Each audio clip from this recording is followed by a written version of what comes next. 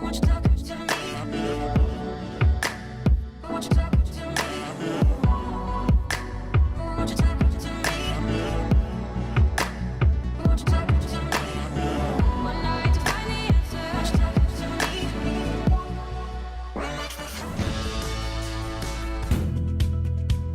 left us a mission, what he wants us to do together. I could have just opened the front door.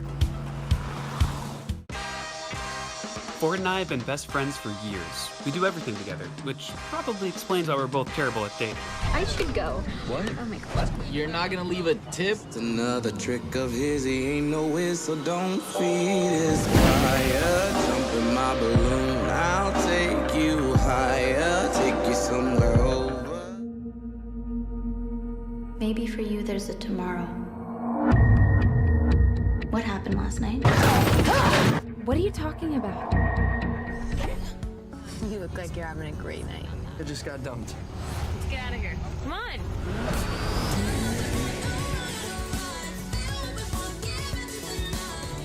I think you should branch out. Make some new friends. Nope. You never know what could happen. That's what I'm afraid of. My letters are my most secret possessions. Can I talk to you? Technically, she wrote 5. Anyway, he started fake dating to make his ex-girlfriend jealous She went nuts. and cover up Lara Jean's real crush. Then everything got all weird and they started real dating on their totally real girlfriend and real boyfriend, and they are adorable. Grab the big light, check the north side. Put your hands in the air now.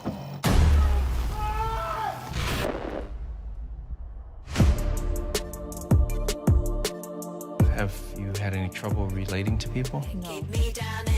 Tell me something, just for me. First time I saw you, Jed tried wrapping his arm around you.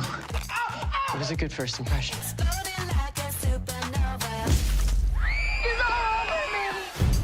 Caitlin was cute, airy, hardly a reason to pop like a zit. What happened? Caitlin exploded. What? Like a bomb? No, like a balloon?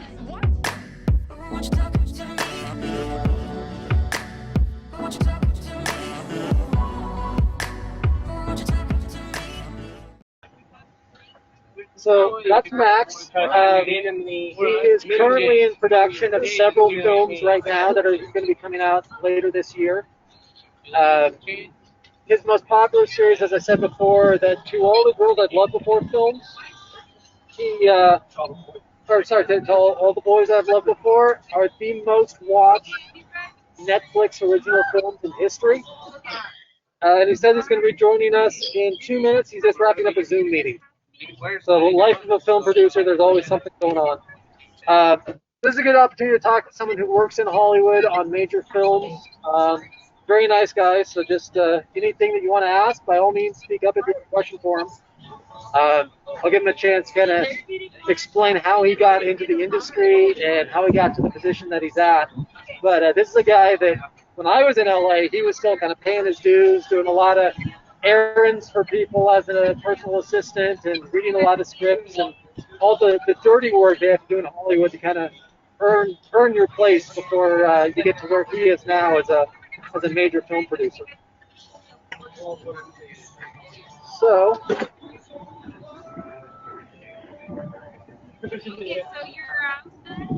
sorry, my phone keeps going off and multitasking is hard.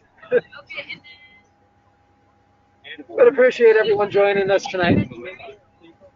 Yeah, are you figuring out how to beat down wind so that you get more heat? I'm trying to find the spot. Get the sweet spot here. Oh. All of you who decided to stay home were smart, but thank you, Nick, for joining us.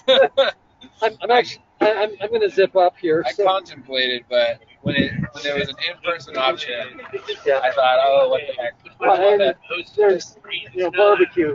Barbecue and beer is tough to pass on. So. Okay, that should be Max joining right now. There's Max. Hello, sir. Hi, everyone. I think we may have lost audio for a second. Hey, Max, thank you for taking the time to join us for the third time, kind of. So, Max, I was invited to be our guest for our October meeting, but the Wi-Fi was so horrible, I ended up talking over him the entire time. And last month, we tried to get him to come back, and he had a massive power failure, so couldn't do that. So thank you, Max, for coming back again. Appreciate it. Nice hat, by the way, too. Thank you. Go Ducks. We lost audio in-house, but I'm sure everyone on the call can still hear, so bear with us for a minute while we try to fix the audio here. How's everyone in-house doing? I don't know why it keeps dropping. Yeah, they keep check. losing from an external speaker. Can you hear us now, Kurt? Can you hear us okay? Yes. Test. Okay, Max, can you talk to it so that we can do a sound check? Why don't you explain kind of how you got into the film industry? That'll give us a chance to test out our audio. Sure. Yeah, I got into the film industry. I went to the University of Oregon without an exact idea of what I wanted to do with my life. I'd played baseball my whole life through high school, and I thought I was going to go to college to play baseball, but I tore my rotator cuff in my senior year. And so as a pitcher, that was kind of it for me.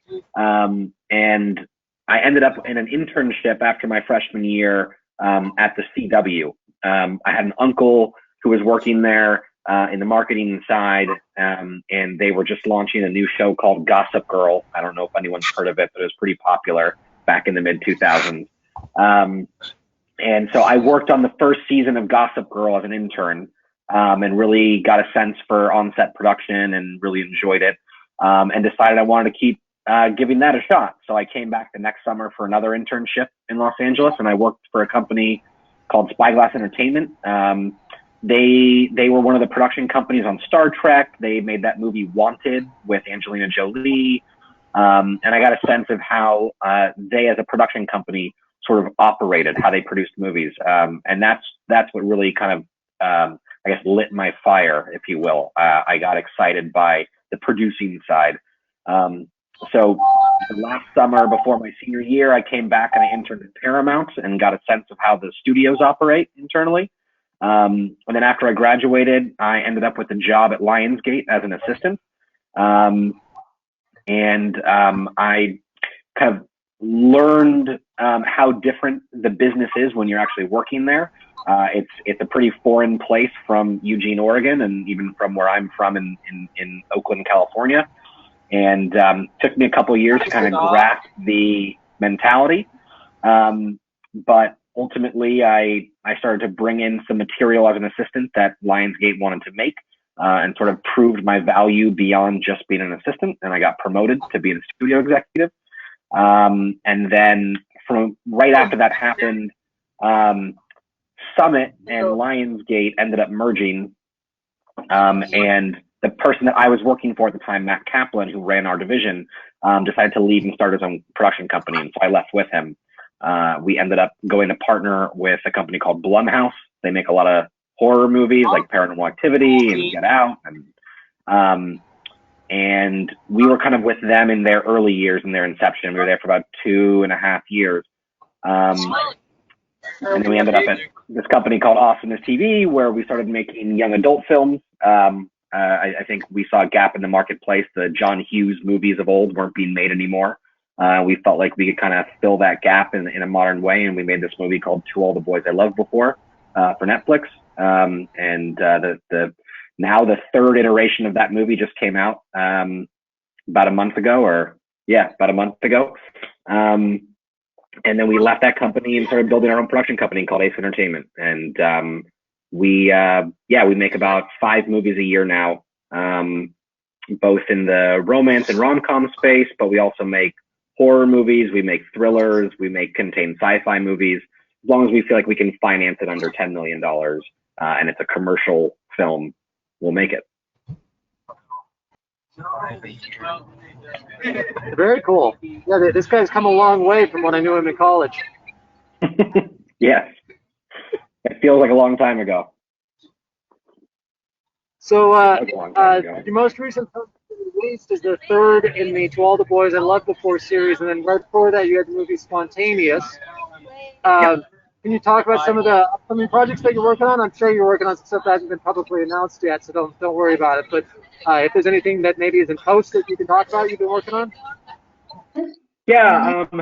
So we just shot 2 movies recently. We shot a movie in Vancouver in October and November that is called Hello, Goodbye, and Everything in Between. The film is, I kind of liken it to a modern day American Graffiti. That's sort of how I responded to it. It all takes place in the last night of high school before all these kids leave for college. It's in the middle of the summer. And it's about a couple that's been together for 2 years and hasn't decided if they're going to stay together long distance or if they should amicably split up because it's just never going to work. So that's a movie we finished shooting in Vancouver. And then I just got back from London from being there for the past 3 months, where I was shooting a romantic comedy that is about a boy and a girl who fall in love on a plane flight from New York to London.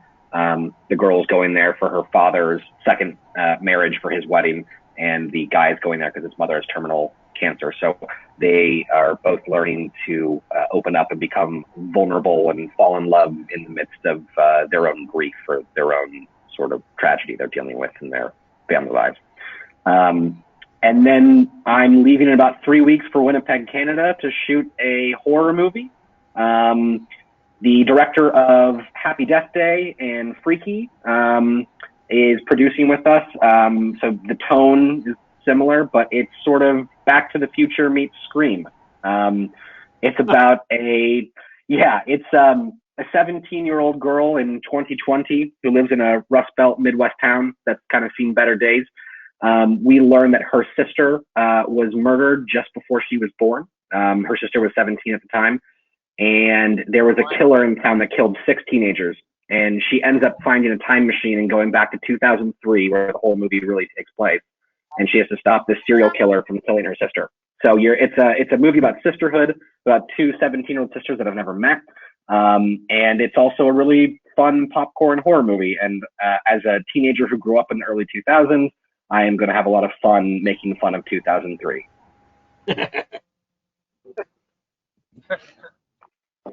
Well, I apologize for background noise, Max. This is the first time we've been able to meet in person again in a while. So there's this great outdoor beer garden that's right over by the Oregon Tech campus. And yesterday was beautiful, and today we've got like 30 knot winds. So we're bearing through a freezing cold night here. I'm jealous. I wish Los Angeles was a little bit safer to go outside at a beer garden. That would be nice. Well, I've talked to this guy plenty, but I want to open it up to our members. If you have any questions for a Hollywood film producer, this is your chance to talk with Max about the filmmaking process and kind of behind the scenes, how films get made, fundraising process, crazy things that come up on set that producers have to deal with. Like I don't know what sort of stuff you've dealt with, Max, but we have a pretty famous producer who grew up here in Klamath named Bergen Swanson. I was talking to him yesterday. He went from repairing bicycles in Klamath to working with Tom Hanks. And he just wrapped up recently a film with Zack Snyder called Army of the Dead that's coming out soon. It's basically like all of the films matched with like Ocean's 11. And he was having some issues with the mob while trying to film in Las Vegas.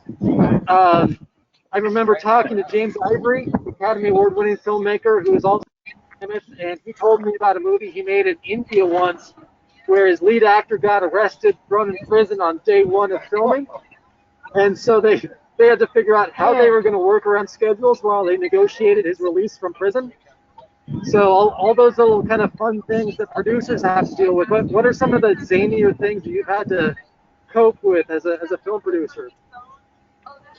Look, I think I'm fortunate enough that I haven't had to deal with a ton of that as a producer. In my years as producing the majority of the films that we've made, we typically work with younger cast.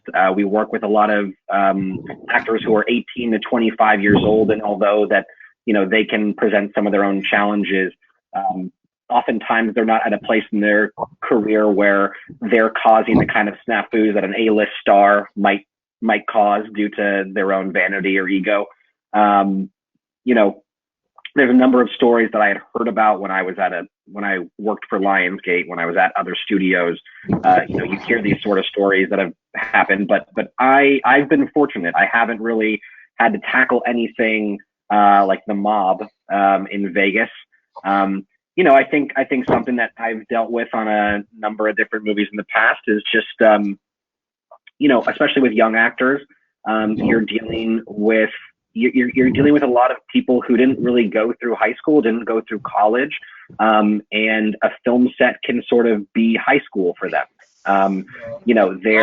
Whether they're having a relationship with someone else on set or that's just friendships on set, but the sort of drama that you might deal with in high school or college can happen on a film set when you're working with younger actors. And so it's the sort of thing that we kind of have to deal with on a movie to movie basis and realize that, I'm in my 30s. And so some of the things that might seem important to other people might not seem important to me in the moment, but I try to put myself in their shoes. I'm trying to think if I've had anything absolutely crazy that I'm allowed to talk about. That's sort of the other challenge. I feel like when I'm older, potentially like some of these other producers who have been through the ringer, and some of these stories are maybe a little bit more dated. They're the kind of things you can kind of speak about. But I think a lot of the juicier things that I've sort of dealt with in the past few years they're recent, and I still work with these people, so I can't really talk too much about them. I think if there was maybe a more specific question towards something, I can give a little more detail, but it's hard to think about anything that I'm really allowed to divulge in or should divulge in for my own sake. Okay. I totally get it. I'm still bound by a couple of NDAs when I was living in LA, and damn man, I haven't lived in LA for like 7 years, so I totally get it. Something that's like totally harmless, but it is a side of the business that a lot of people don't realize when they come in is, when you're an intern or you're an entry level assistant, it's a real grind. I mean, the hardest thing in this business is getting from, it's not getting in as an assistant. It's that jump from being an assistant to whatever it is you want, whether it's being an executive or a producer or actually being a working director or actor or writer. And the things that, bosses make their assistants do in this town is pretty crazy. And I don't necessarily mean in a scandalous sort of way. I actually think our industry's gotten a lot better since I was an assistant about 10 years ago dealing with this sort of stuff. But I remember one time we had a movie, we had the first cut of a movie that was a very high profile movie. And we had an A-list actor and an Academy Award winning actor and an Academy Award winning director. And we had to send the first cut of the film to this actor, but this was before the time when we had great streaming services. This was earlier, it was about a decade ago when we really would deliver actual cuts to people. So we sent an intern all the way to Australia to hand deliver the cut to an actor, wait for that actor to watch the movie, and 24 hours later fly back from Australia. I remember being an assistant being like, this is genuinely crazy, telling an intern. The intern was thrilled. He got a free trip to Australia for 48 hours. But yeah.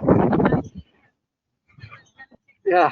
Wow. Well, does anyone have a question for Max that they'd like to discuss? This guy's worked on a bunch of different movies, so plenty of experience and advice to divulge. Yeah, I got one. This is Court. Did you? What was the process of working your way up into a production position? Was that through bringing in outside material, or just working on other productions? Yeah, the interesting thing about this industry is that there's no one way to get to where you want to go. It's one of the things when I'm talking to interns who are looking to who are going to graduate soon, or prospective people coming in the industry from college. The thing I try to remind people is to every single point in your life through college, someone's giving you a curriculum or a syllabus. They're telling you exactly what to do to pass the class or graduate. It's all right in front of you. And the minute you graduate from college, it's not like that. You know, there's industries that do have that, right? There's sales jobs, and there's other places where, you know, you put in your time, you're a good employee, and you get promoted. But the film industry is very much a what have you done for me lately business. And you know, you get into this industry as an assistant, and your first job really is to just be a good assistant, learn the organizational stuff. And the thing that I didn't realize when I was younger and I started to understand the longer I was an assistant, was being an assistant is actually a really great training to become a producer or executive. Because ultimately, being a producer, you know, 50% of my job is just being a firefighter. I'm just putting out fires. Someone's bringing me a problem, and I just have to fix it.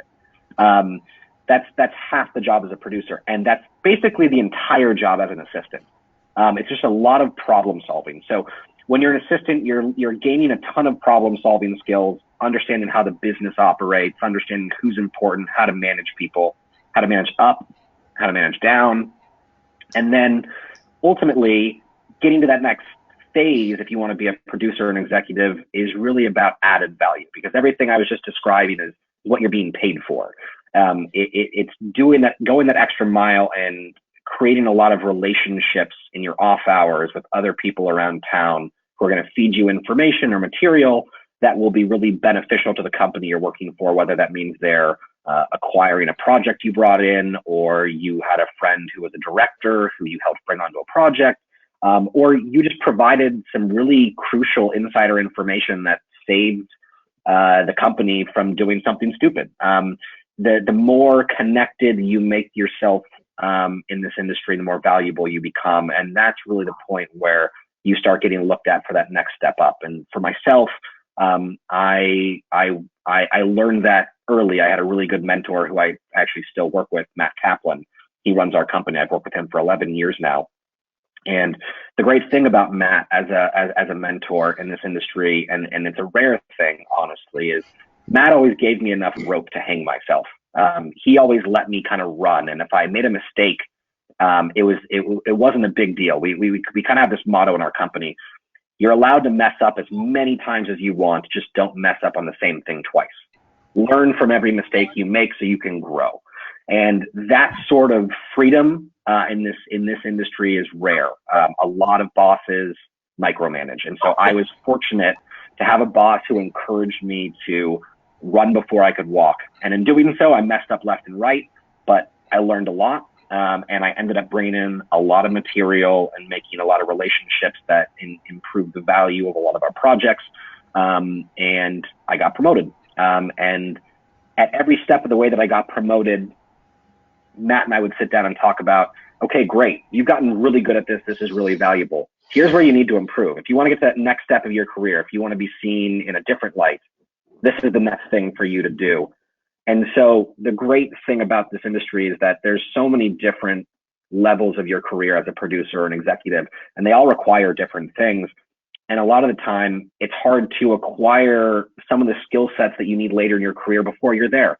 One of the hardest skill sets to acquire is how to talk to the guys in charge, right? Or the girls in charge, how to talk to the studio heads, how to talk to the heads of agencies, how to talk to A-list directors and actors who have been doing this for so long and understand this business to a certain level.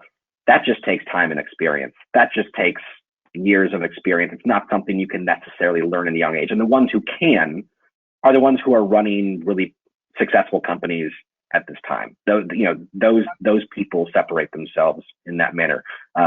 Matt, who I work for, is someone who grew up in this industry and literally grew up around studio heads as a kid. Some of his best friends, their dads were studio heads. And so he understood them from a young age. And so by 25, he was given his own division at a studio, which is unheard of. So it's one of these really rare qualities at a young age to understand. And I was fortunate enough to sort of learn from osmosis from him. Well, we got a question in the chat room, but Lori, you're welcome to unmute if you just want to ask it directly. Oh. Sure. Hi, Max. So I had a few questions, I guess I sort of put together. You had mentioned that you film movies up to 10 million, and I was just wondering why up to 10 million and not over, as well as how is the experience between or been the same or different in filming in between different countries? Because you mentioned a few different locations. Yeah. And is there any location that you really enjoy or prefer to film at? Sure. Well, I'll start with the financial question.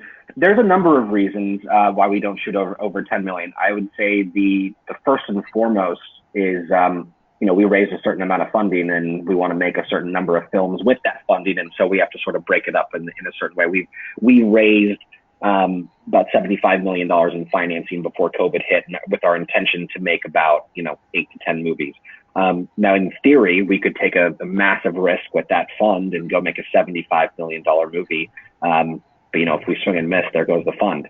That being said, it's more of a creative decision, to be honest.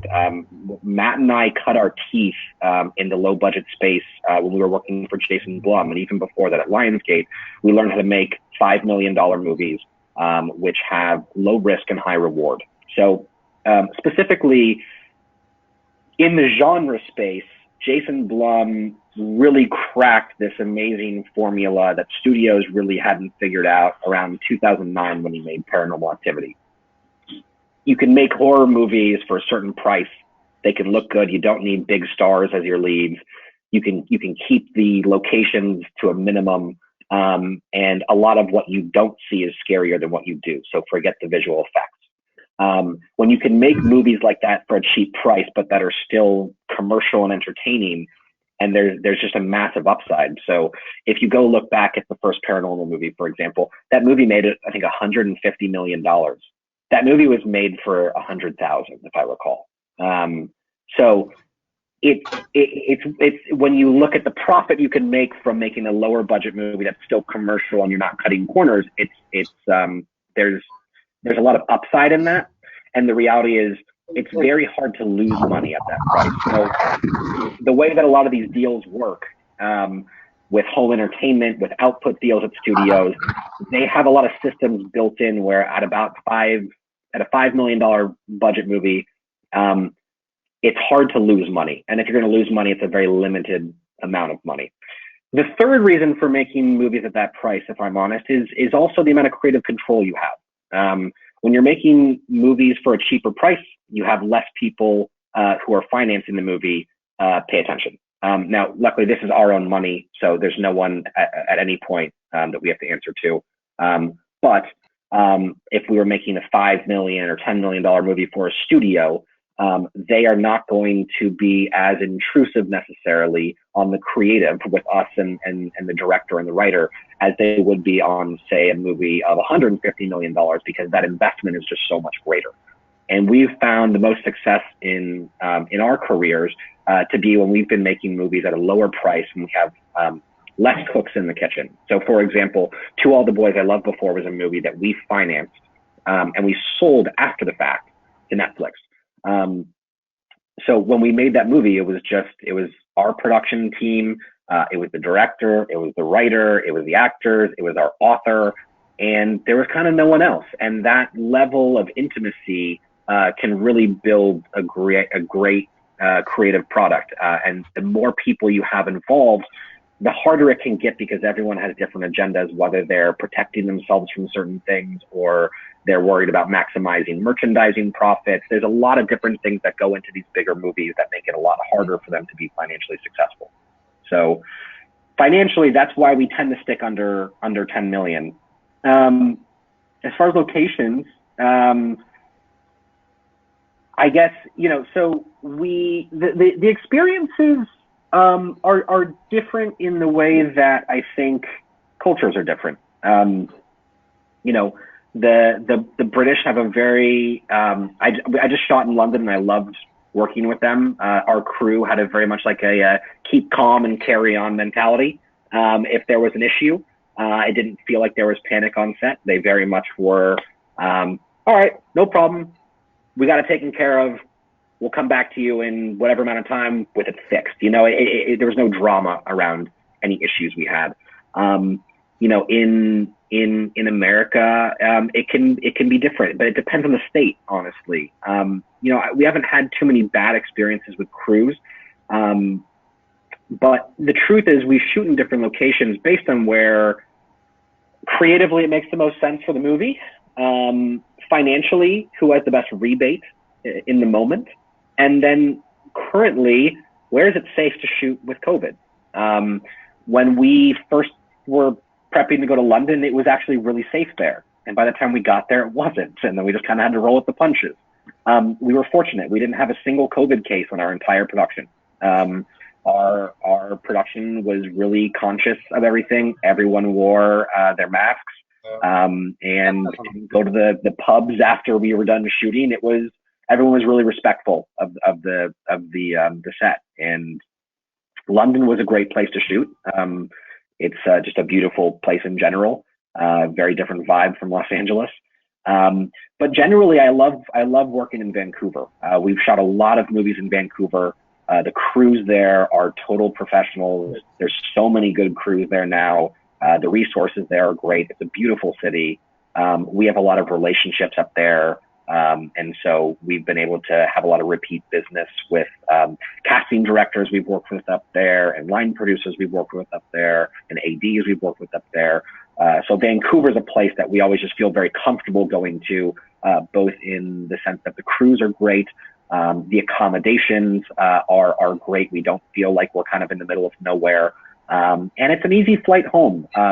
During COVID, it's tricky because there's a 2-week quarantine there, so we can't be going back and forth. But before COVID, it was very easy to be able to, get up there for shooting. And if we had to come back for an emergency meeting in Los Angeles because we had to pitch at a studio or we had to meet somebody, 2.5 hour flight, you miss one day. It wasn't too bad. But we're about to shoot in Winnipeg for the first time. I've never shot there, but I've heard great things, so I'm excited. We're going to shoot there in May, so it shouldn't be too cold. Yeah, I mean, I've shot in New York and Vancouver, Korea, London, South Carolina, Louisiana, LA, kind of shot all over the place. Wherever there's a rebate. Right. And actually, that's something I've been on some calls recently. We've got a measure going through the Oregon State Legislature right now to potentially boost the state incentives here. And so I've been part of lobbying groups along with our local tourism agencies and whatnot, to talk to our state reps to try to get them to make sure that they support all of the local rebates, because there's been a ton of interest. We host an annual film festival here in Klamath every September. And last year we put it online because of COVID and got a ton of response from it as a result from film producers that were interested in coming to Klamath after they saw some of, we did a whole Come Film in Klamath ad campaign with it and whatnot. So now we've got multiple feature films that are looking at coming to Klamath Falls, which is fantastic because we have a very eclectic membership here. Just within this meeting, we've got filmmakers, photographers, musicians, we've got actors down to students who just want to kind of learn the business. So we haven't had a film shot here since 2018, but we're now looking at possibly 2 or 3 this year, as long as finances and COVID protocols would work out. Thankfully, our COVID numbers are pretty low here. So, Max, maybe you could talk a little bit about what people can expect when a film crew comes to a small community. Because I've been getting hit up left and right about people asking, when are there going to be auditions for extras? And, hey, come use my business to film. It's like, well, that's not really my decision. Yeah. We've looked at Oregon a number of times to shoot movies. I as a very biased alumni to the University of Oregon, have always been dying to shoot a movie in Oregon, mostly because I want to see a lot of my friends in Portland because I never get to see them. But the thing that actually has always held us up in Oregon has never been the rebate. The rebate there's always been pretty good. It's that there aren't as many crews in Oregon as there are in Vancouver. For whatever reason, over the years, there's been so many TV shows in Vancouver, and Vancouver's kind of always been the Hollywood of Canada, if you will. So they've just built this really big base of a lot of crews, a lot of people to choose from. And what we had always heard from everyone who shot in Oregon was that just the crews were limited. And I think Oregon's rebates basically could only cover about 6 productions a year. And so we would always apply, and we just never won the lottery to get in those 6 into those 6 productions. And so I hope the state start to invest more, because it's a place that I'd love to shoot.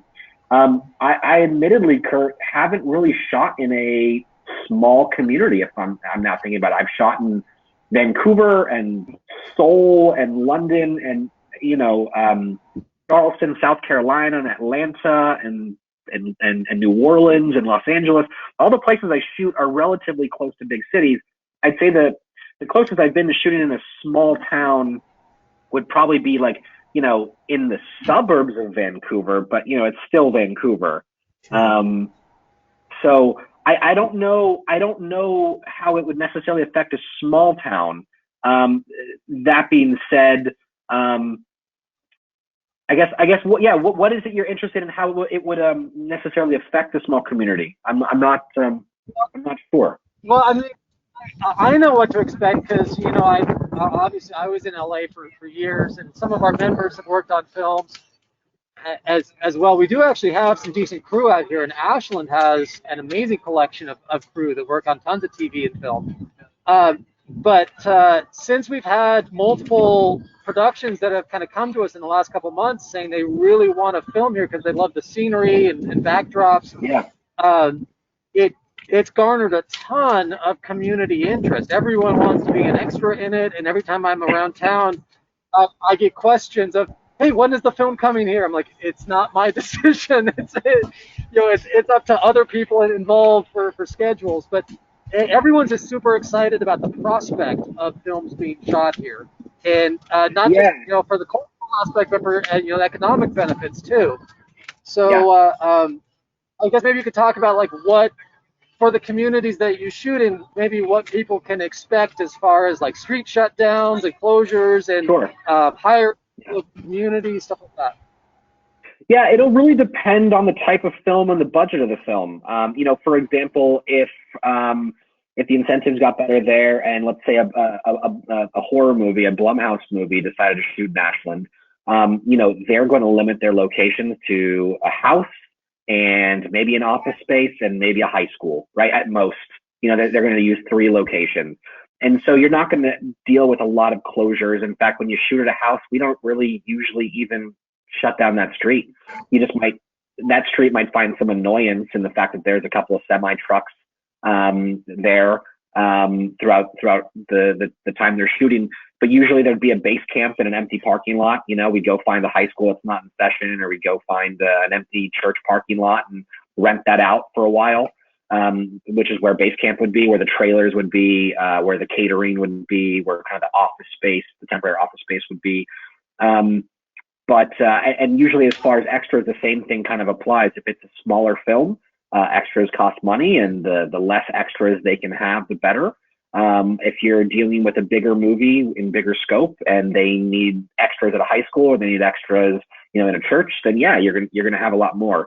But it's just really dependent on the scope of the film. To be honest, on our movie that we just shot in London, we had to shoot a lot of our movie at an airport, and we were both lucky and unlucky that COVID was happening, because the luck in that was that the airports in London were shut down, literally shut down. So we had these entire giant terminals to ourselves. The problem was we had to spend so much money to get the extras to fill it out, to make it look like a working airport, where a lot of other people will kind of section off an area and they'll have a limited number of extras, and they'll let the normal airport keep going as they do in the background. And so it just looks more filled out. So there's pros and cons to that sort of thing. But we had a lot of extras in this last movie, whereas, on the To All the Boys I Loved Before movies, the only time we really used a bunch of extras when we had like our high school scene. Otherwise, it was quite intimate. Cool. Well, if you do have a script come your way that needs a small town, hit me up, because we do have good crews down here, great incentives. Obviously, no sales tax helps, and really nice, diverse backdrops here. You know what I really was surprised with the Klamath, because obviously, coming from Eugene, like 99% of Oregonians, I'd never gone south of Bend or east of Crater Lake, right? But there's this whole pocket where Oregon, we have deserts, mountains, thick forest, rivers, lakes, and open ag plains and city center all within 15-minute drive, which that's pretty damn rare if you look across the country to have that diverse of backdrops all within close proximity. So I've been using that as our key selling point to try to bring film productions here. That you have a lot of different gorgeous outdoor scenery within a very close proximity, which is going to save you money on travel time. Yeah, absolutely. It's actually one of the things why Vancouver is such a hot spot.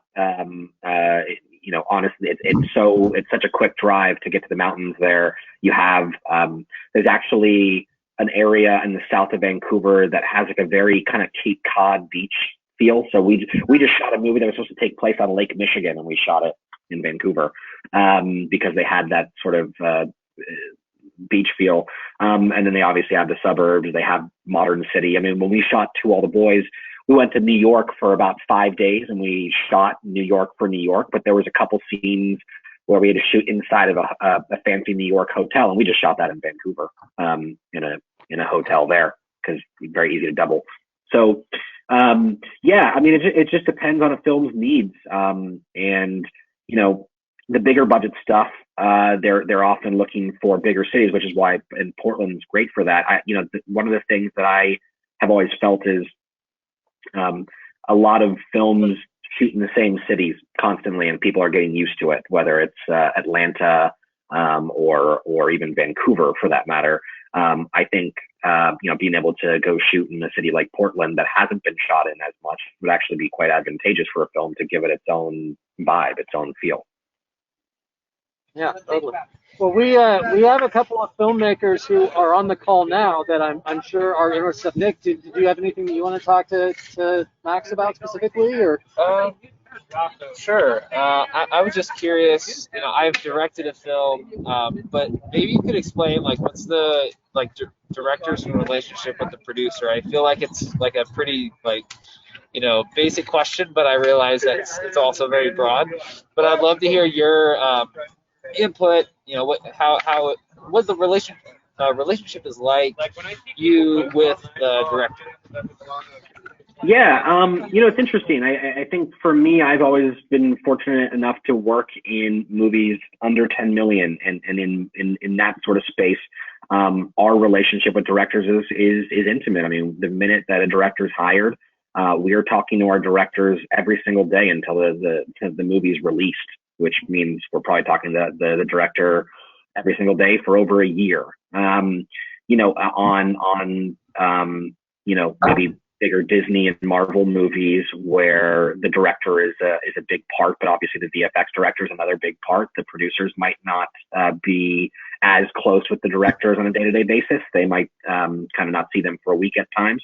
But for myself, on these type of movies, the minute we hire a director, we're talking to them constantly about scripts. We're talking to them about their vision for the film from a visual perspective, from a cinematic perspective. We're talking to them about talent. Then we get into the prep period, and honestly, the closest that a director and a producer, at least from our perspective, gets is during that prep period.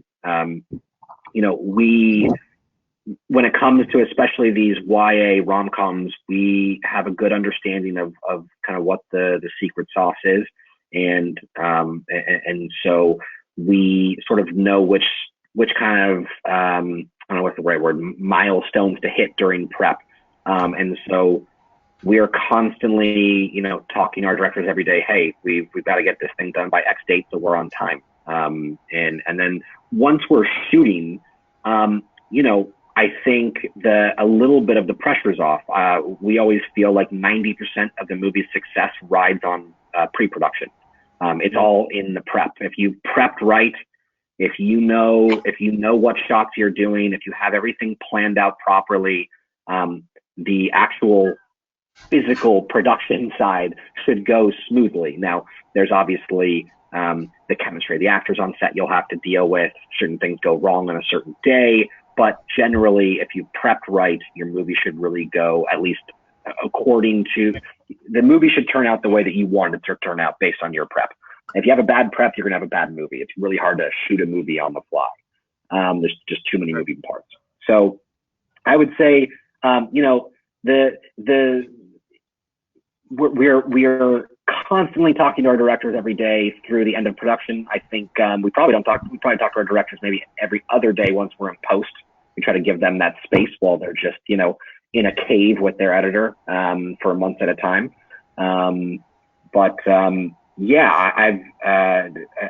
We're extremely close with our directors because we have to be. I need to brag about something real quick to you, Max, and let me show you on screen. So what you're seeing there is a marker on the historic Oregon Film Trail, which the Oregon Film Office launched about 3 years ago, recognizing some of the films that are of biggest historic significance shot in the state of Oregon, so like The Goonies and Animal House and The General, stuff like that. And the last film that was shot here in Klamath, we got approved for. Phoenix, Oregon was shot here in 2018, a little independent production. But what was amazing about it was they had no distribution deal when they shot it, so they literally took the film on the road in an RV going around the country to festivals. They ended up releasing it in mid-March of last year. So its release to theaters coincided with the National Theater shutdown.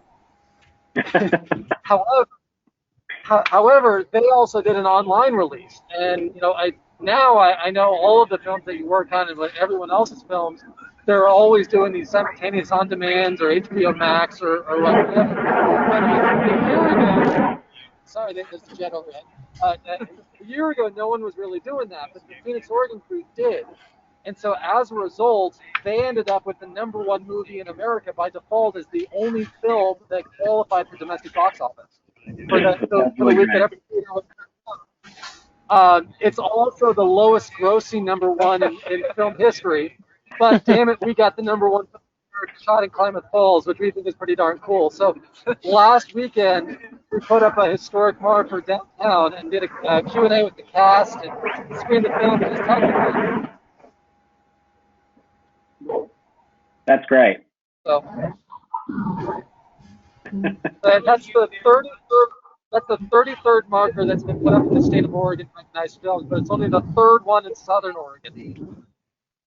Well, you brought up something that everyone in the film industry is dealing with right now, which is distribution. With COVID-19 over the last year and for the foreseeable future, movie theaters are shut down in most parts of the country. And so as films are being made, a lot of the discussion is what is being made specifically to go to the streaming market and what is being made to kind of be held back in the vault to then be released in the future when theaters open. There's obviously a lot of big films we all want to see, from Top Gun to James Bond, that are just being held back until theaters can open wide. But right now, when we're developing our films, we're not even thinking about theatrical for the most part. It just doesn't. It's just such an uncertain future for that business, that specifically in our boat, because we make movies for a younger generation, and that younger generation is typically staying home and watching Netflix anyways. But I think a lot of people are kind of struggling with this. How much time and effort are you going to put into developing big studio finance movies that have a very uncertain distribution future? So. I'm on a lot of conference calls with other film festival coordinators all over the country, and I remember maybe a month or two ago we were talking about the upcoming Academy Awards, obviously end of April instead of February this year. And I brought up the fact, when was the last time you actually saw a movie in the theater? So what qualifies for the awards this year? I honestly couldn't remember seeing a new film since February or March, when it was Sonic the Hedgehog and a couple of other films that came out pre-COVID, and then of course there was Tenet, and like what else is even up for awards this year? I can't even think. I'm trying to look up right now. I can't remember what the last film I saw in theaters was, other than I can't think about that. Well, it's interesting because previous to COVID, there was that whole pushback against, like Spielberg and a few others were saying that a film has to be released in theaters to be eligible for the awards. They were getting sick and tired of these films winning awards, and now there's been so few films released to theaters. How would they even do the awards if they don't accept some of the online films? Yeah, I'm trying to look. I'm looking up right now. I'm just trying to see what came out. I guess Invisible. In July, there was Bill and Ted 3 and Sonic before the COVID hit, and beyond that, I have a hard time thinking of what even came out in 2020. I know. Man. Oh, I saw The Gentleman. Love that movie. I think that was probably the last thing I saw in theaters. So I want to make sure that we open this up to questions for those who haven't had a chance yet. So John or Mary Jane or Heidi or Joyce, or Michael, is there anything you'd like to ask Max while we got him on the line here? Well, I have a question, I guess. It's kind of like permits. As I was just, the logistics of some of the filmmaking. It's like, it's one thing to have an idea, you want to do this, that. It's another thing that, well, how are we going to be able to do it? Who's going to allow us to do it, or what permits do we got to get? So how long does it take to get permits? When do you really, where's that breaking line when you need to get them versus you don't? And how much do they kind of cost? I mean, I'm interested in performance rights, getting those. I'm just the logistics side of life is a little interesting to me, because there's how it is. You have that idea, you want to do it, and then you realize all this red tape that comes flying at you later on. You're like, oh boy. So some insights. John, I wish I could give you more. I'm fortunate enough that in my position, I get to throw all that to the line producer and have him just come back to me and tell me it's done. So no, that's okay. I mean, sometimes I'm just always curious. It's like, whose job is it? We get these long lines of all these different types of people that are involved in the movie. I'm like, what do these different people do? Yeah. So the line producer is sort of the actual producer of the on-set, details, if you will. And he or she will have a team underneath them that is handling permits. That's handling our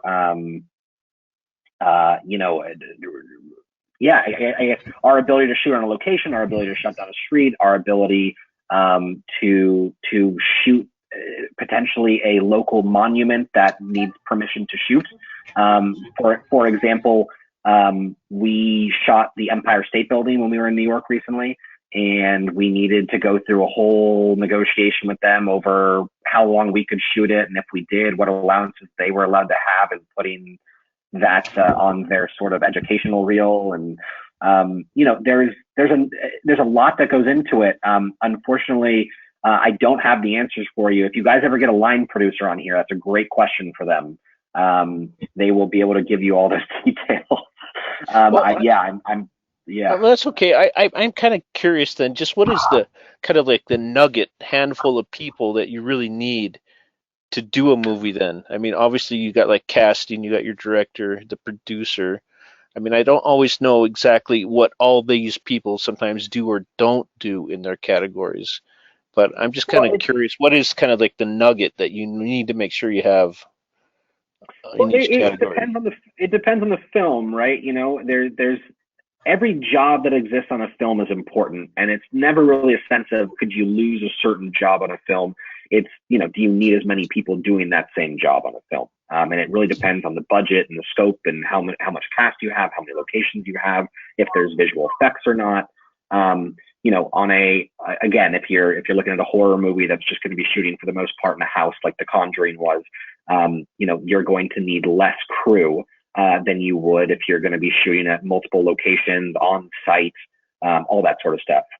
It really depends on the size and the scope of the movie and what the needs are of the movie. But it's cliche, but the truth is a movie really comes together because of the sum of its parts. I can't go back and look at a movie and say that, this was all the director and this was all the producer, this was all the writer, this was all the actors. At the end of the day, they're all able to perform and do their duties because a lot of the below the line people who from your grip to your sound guy to makeup artists to costume designers, all of that stuff is super important. I always genuinely feel like one of the most underappreciated is production designer. We've worked with some amazing production designers, and it's one of these things where, like, when we enjoy the visuals of a film, the sort of cinematic scope of a film, oftentimes we find ourselves giving credit to the cinematographer and the director, and as well we should. But the person who seems to always get sort of left out from the credit that they really deserve, oftentimes in those cases, is the production designer. Amelie is a beautiful film. Jean-Pierre Jeunet is an amazing director. He has an amazing eye for visuals, but that production designer who built those sets and made the vibrancy of the colors in those sets pop, probably didn't get as much credit as they deserved. So I would say that's at least that's one of the below the line jobs that I feel like is underappreciated and should often be given more credit for. Thanks for bringing that up, Max. First of all, Jean-Pierre Jeunet is my all-time favorite director. I love all of his films, Micmacs and The Young and Prodigious T.S. Spivet, and all of his films are fantastic. But it is interesting, John, with some of the sets that I've been on, and obviously Max has been on more sets than I have, but and just directors and producers that I've talked to, it's usually either the director or the lead actors that are the ones appearing on all the marquees and on the late night talk shows, and the ones that they're using to try to sell the film. But if you talk to them honestly about who the real superstars are on the set, they'll usually mention the grips or the costume designers or the makeup artists, because they're the ones who are usually the first one there in the morning and the last ones to leave, and nothing happens without their work all day long. They're the ones running the lights and the electrical and doing everything behind the scenes to make sure that each setup can be done. So that the respect for the crews is really, really immense when you have a good quality crew on set. Yeah, and it depends on the movie too. When we first made To All the Boys I Loved Before, a lot of the praise we got was about the cinematography and the production design and the costumes. And so, those movies in particular, I mean, our costumes on the first movie, I don't know, I think we had like 60 costumes for our main character. And all of a sudden we were seeing little girls dressing up as our main character, Lara Jean, for Halloween. And it was like one of these things where we were just like, wow. Like we were just here to make a movie. We didn't think it was going to stick in the way that, young girls across the country were going to be dressing up like our main character. And then, it's actually interesting, Kurt, that you mentioned how much you like Jean-Pierre Jeunet. Our cinematographer, Michael Fimignari, who we brought on to direct the second and third movies, he's also the cinematographer for everything Mike Flanagan does. So Oculus, Haunting a Hill House. He does a lot of genre movies, but he is also the director of To All the Boys 2 and 3. And he was the cinematographer on the first movie. And he pitched us when he was coming to shoot this film, said, I basically want to make an homage to Jean-Pierre Jeunet in this film. And so you'll find the color palette is similar to Amelie. You'll find a lot of the lenses are similar to Amelie. It was definitely an homage to that film, and obviously a little bit of Wes Anderson sprinkled in. But he and the production designer really nailed the color palette and the tone of the cinematic scope that was created on the film. Yeah, sorry, we have another jet going off overhead. If anyone isn't familiar with who we're talking about, Jean-Pierre Jeunet, he obviously a French director. Almost all of his films are in French, and what's interesting is that he almost always uses the exact same cast in all of his films. Dominique Pignot has been in every single one of his movies. and Audrey Tautou has been in a bunch of his films. His most famous film here in this country is Amelie, but he's been in a bunch of really great films. I absolutely adore Max. I recommend it to everybody. It's one of my all-time favorite. Yeah. It's a hilarious. Find it. If I had to recommend 3 from him, it would be Amelie, Micmacs, and Delicatessen. Those 3 in particular, I think, are just literal genius films that I could watch time and time again. So if you're ever needing new content during COVID-19 because there's not enough on the streamers right now, and you want to go watch an old film, go watch some of his films. They're just a delight. Yep. Well, I want to make sure that some folks who haven't had a chance to talk yet get a chance to ask. So Joyce or Michael or Mary Jane, Tom or Heidi, if you have a question for Max, feel free to speak up.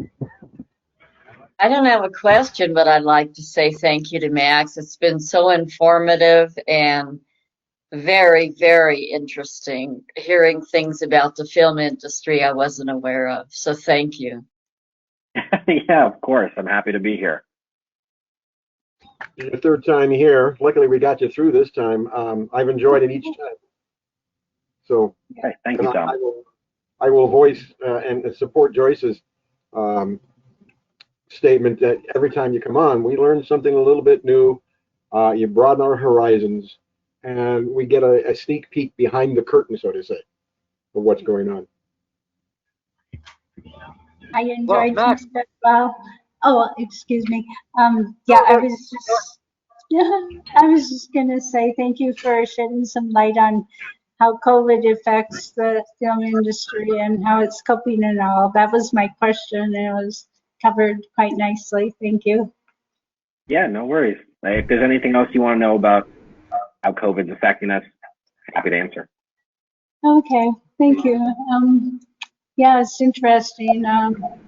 Do you find it challenging to abide by the guidelines, rules, and everything to keep it safe? Or it sounded like it doesn't seem to be a real roadblock, that people are cooperative and respectful and so forth. Yeah, I think it probably changes production and production. I think we've been fortunate that on the movies we've shot during COVID, we've had great crews that have been really respectful. I think the first movie we shot in COVID up in Vancouver was more of a challenge because we were learning it all for the first time, you know. But since then, we feel like we've kind of nailed it down. We understand the protocols. We understand what's worked. We understand what kind of was maybe unnecessary and was overkill that we could kind of scale back on. You know, there's certain things that we just gained a lot of information from the first one. And at this point, it doesn't feel like as much of a roadblock. There are certain things that become a challenge. One of the things that most places in town are dealing with right now that is sort of not out in the public because no one would care, and not because it's a secret, is that most studios have insurance deals that are expiring in the next couple of months, and they have to re-up their insurance deals.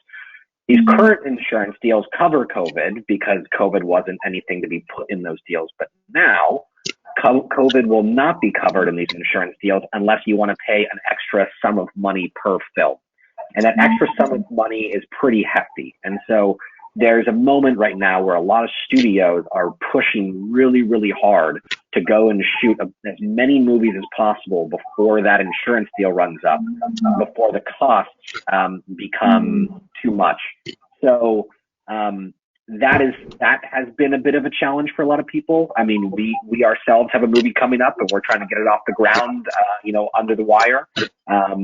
And so we have to kind of push extra fast, but we'll make the movie either way. It's just, we'll take a financial hit in the budget if we can't make the deadline, because the reality is we have to have COVID coverage. It'd be too risky to do it without it. So that's one of the ways that's affecting people. But the truth is, after these insurance deals get re-upped with kind of the new language, that's just going to be the standard, if you will. So it's just going to be something people have to deal with. Obviously, the vaccines will be very helpful to assuaging some of those concerns. Yeah, thank you. Oh, I appreciate that. Well, we've got a few minutes left, and Max, I appreciate you sticking with us and joining us. It's always great anytime that we can get you here and that we can actually hear you and you can hear us. Yeah. Thank you guys for having me back for a second time. Hey Max, Yeah. when it comes to the budget, like you say, you got about 10 million budget. Yeah. What are the biggest buckets that eat the bulk of that money? What parts of the film, or is it pretty evenly spread? Well, no, I would say there's two areas that are the most significant. Above the line, which if you don't know, above the line is cast, director, writer, producers. Those are all the above the line costs. Those costs come in bigger sums, and so naturally they take up a good chunk of that 10 million. The other area is truly locations. Locations is genuinely the most expensive thing in a movie, and it's not because of the permits of locations, it is because of the moves. It costs a lot of money to pick up your entire production from one location and move it to another location. So the more you can scale back the number of locations in your movie, the easier it is to put more money on screen elsewhere or to limit your budget. You know, I shot a movie. One of the hardest movies I had to shoot recently was Spontaneous, Kurt, because in the initial script, there was a ton of locations. And we also had to explode a bunch of kids in those locations with a lot of blood. And so we'd have these locations, and then we have to clean up these locations after you'd basically have this giant blood explosion in a classroom. So we had a lot of cost in there of cleaning up the places where there was those spontaneous combustion moments, but then also the original script just had too many locations, and we had to kind of figure out how to scale back those locations or treat certain locations as 2 or 3 different places.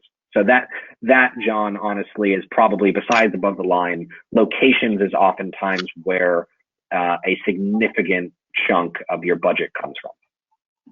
Yeah, thanks, Max. Yeah, and so folks know Spontaneous, the movie that Max has recently made. It starred Charlie Plummer, whose first film was Lean on Pete, which was our feature film for the 2018 Klamath Independent Film Festival. That was shot largely in the Burns area, so that's a Southern Oregon film that starred an actor that was doing movies with Max.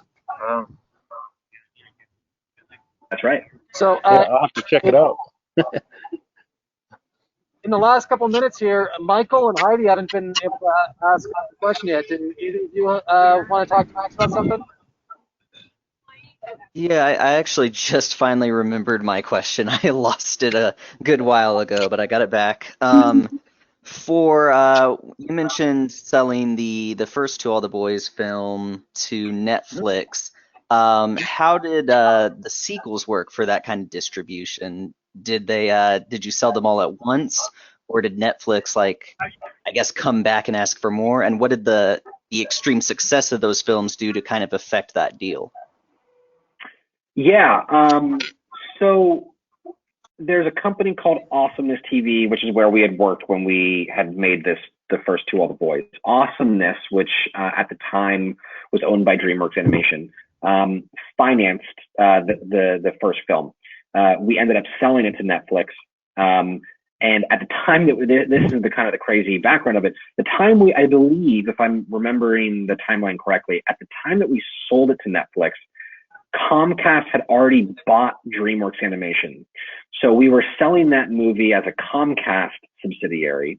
But then by the time the movie came out and became a big hit, and Netflix wanted to make 2 more movies based on the second and third books, Viacom had bought Awesomeness from Comcast.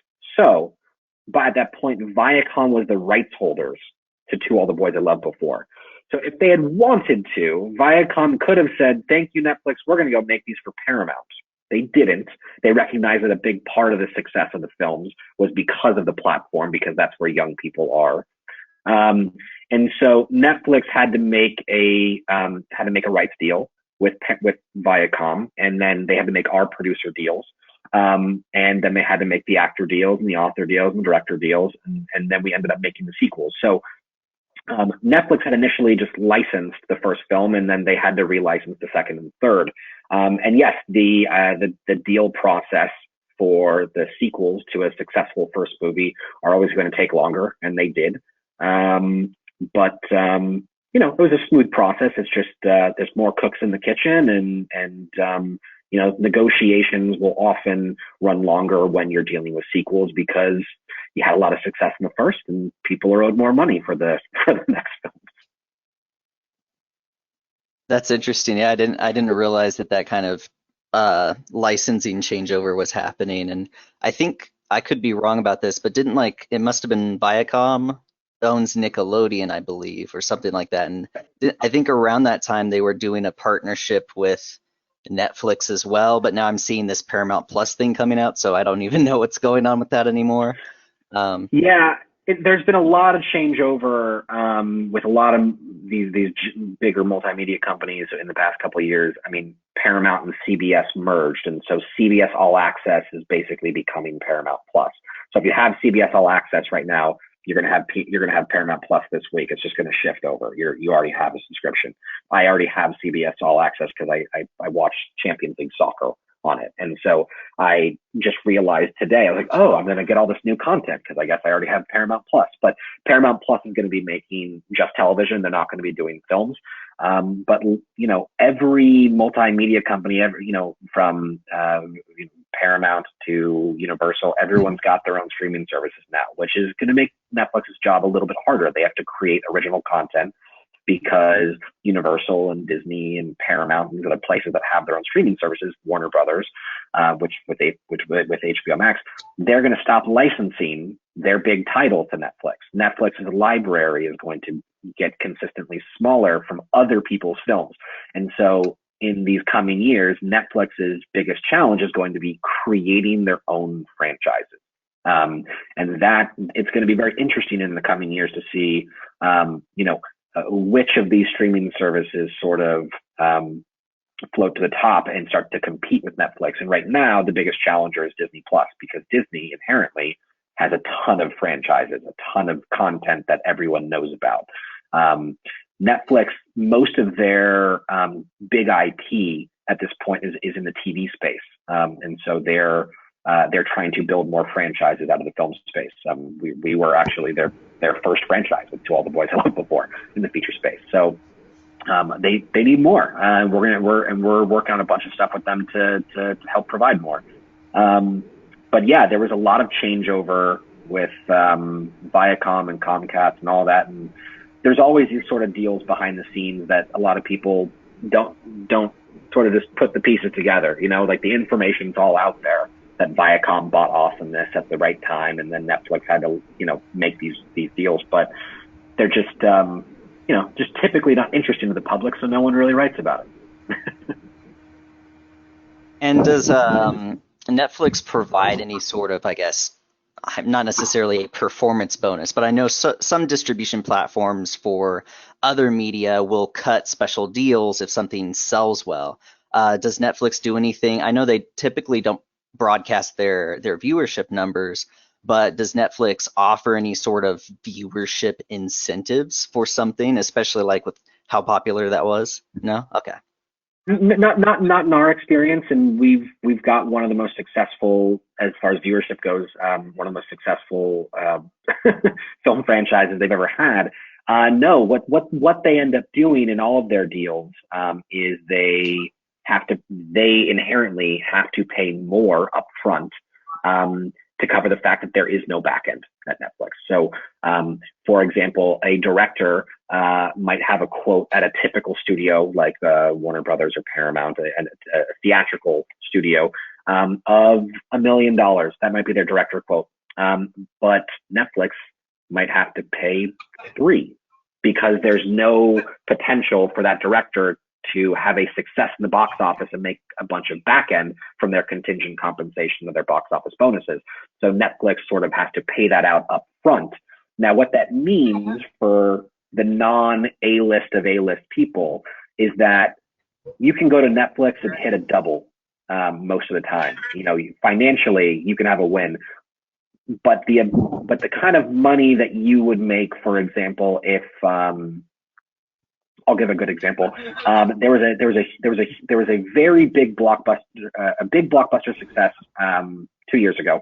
I can't say what it is, but there was a director who basically took the minimum amount of fees up front, but he took a lot more equity in the back end. And the studio at the time didn't fully believe in that movie, and they were happy to do that. They thought that the movie would do fine, but not crush. The movie ended up making, I think, close to $1 billion. And this guy ended up making over $100 million because of his back end.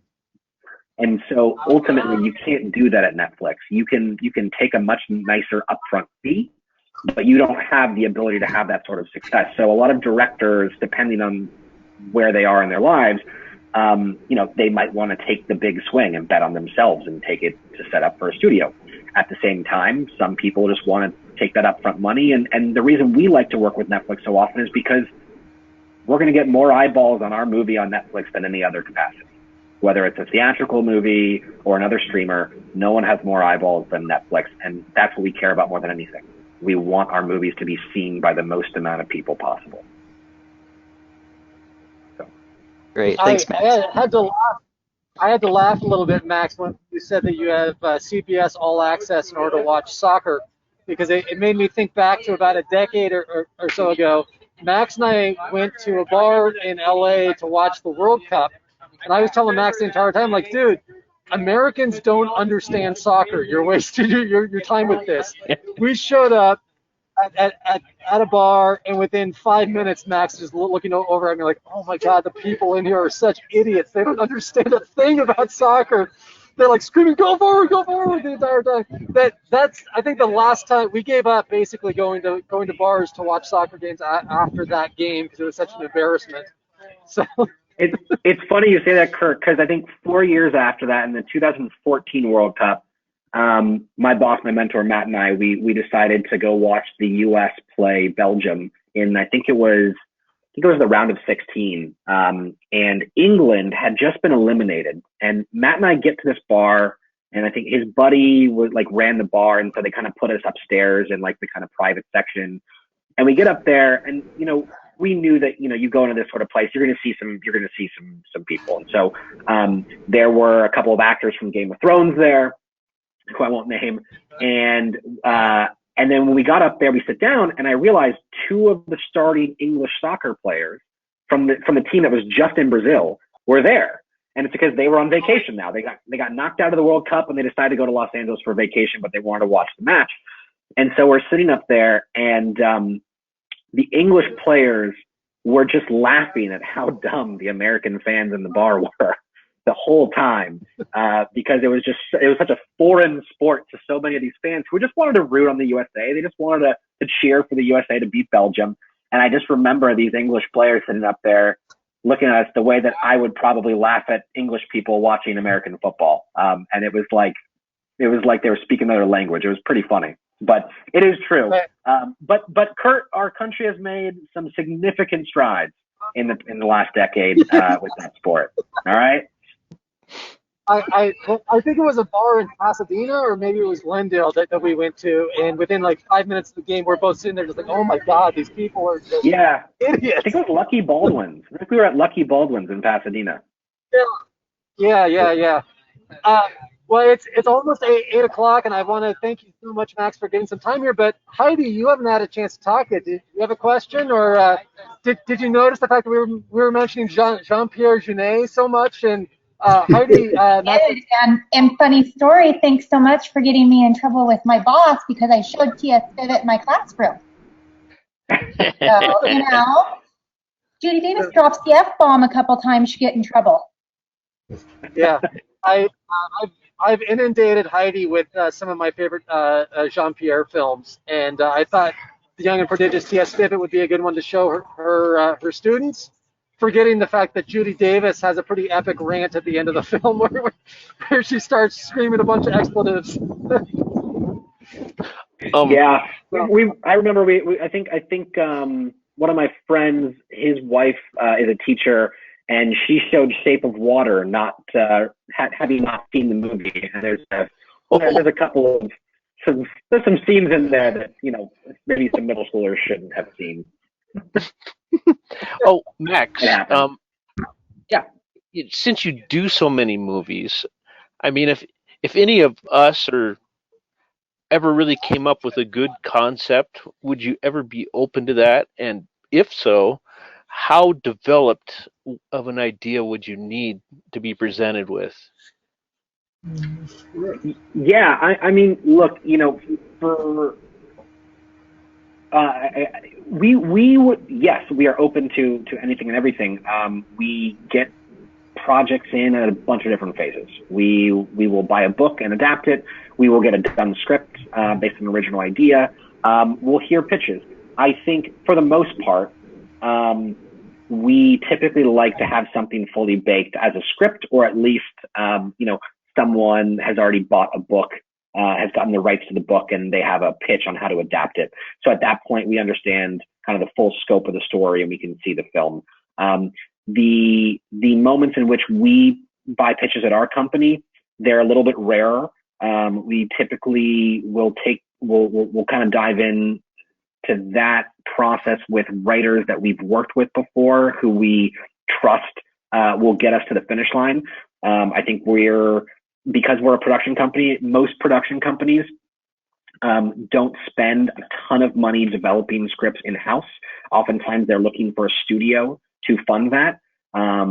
So for us, even though we do have our own fund, I think we oftentimes will be a lot more cautious in spending our money on fully done scripts we can acquire and then do rewrites on, or acquiring books or other articles, pieces of IP, and then going to writers we've worked with or writers we've been wanting to work with who have a little bit of experience, that we know that the investment is sound. I think when we're dealing with younger writers, oftentimes I think we want to see a full script before we dive in. Okay, thank you. Hey, Olivia, do you have a question? Since we're just wrapping up here, Olivia, is there something that you want to ask Max, or do you want to tell Max what your favorite movie is? My favorite movie is Hotel Transylvania. Is what movie? Hotel Transylvania. Oh, Hotel Transylvania. It's a good one. Adam Sandler's a funny guy, especially as a vampire. Well, Max, I mean, are you open to 3D animation stuff like that and whatnot? Oh, no, we don't do animation. Animation is expensive, and it's a long process. It's 4 or 5 year process to get a movie made in animation. We try to turn out 5 movies a year rather than 1 every 5 years. So that's not in our financial model for our company, but there are a number of companies out there that do animation. I love animated movies. I've just never really had the patience to make them. Well, when it comes to like your visual effects in your movie, I mean, what percentage of it are you willing to go to have in it, where you're like, beyond that, you're like, it's too expensive, can't do it? Well, when you're making movies under 10, and most of our movies, when I say under 10, most of our movies are somewhere between 5 and 7.5. And at that price, anything animation-wise, anything visual effects-wise, it's limited. And the truth is, the type of movies we're making don't really require it. The kind of visual effects that are in there are they're subtle, right? Like, we just shot a movie that takes place on a plane. We built the entire plane ourselves in London in a soundstage, and it looks as real as it gets because they're from real planes. Like the reason we build a plane rather than shooting inside of a plane, we have the option of shooting inside of a 747, is it's too tight. We want to be able to pull a wall away so we can get the right angle. Right. We want to be able to pull a seat out so we can get the right angle. But we use subtle visual effects in that there is green screen behind the windows. And so, we're never going to be focused on the view outside the windows. It's going to be out of focus, but it's going to look like we're flying through the air. That's the kind of subtlety in which we use our visual effects on our typical movies. It's quite rare for us to use anything where it's a significant part of the movie, especially when we're doing horror movies. As I said earlier, what you don't see is scarier than what you do see. And we've found that in working with Blumhouse, the movies that are way more successful are ones that, if there's a creature, you're barely going to see that creature. It's in the shadows, or you're not seeing it all, or you just see a hand. The less you can see, the scarier. So we don't do a lot of visual effects often. It's just not conducive to our budgets. Okay. Yeah. Thanks. Well, it's 8:00, so we should start wrapping things up. Max, thank you for the time. If we have any final questions, if you have any final thoughts that you'd like to give, because we do have a very eclectic membership from actors and filmmakers down to just students who want to make their Instagram look cooler. So if there's any thoughts or advice that you'd like to give, now would be the time.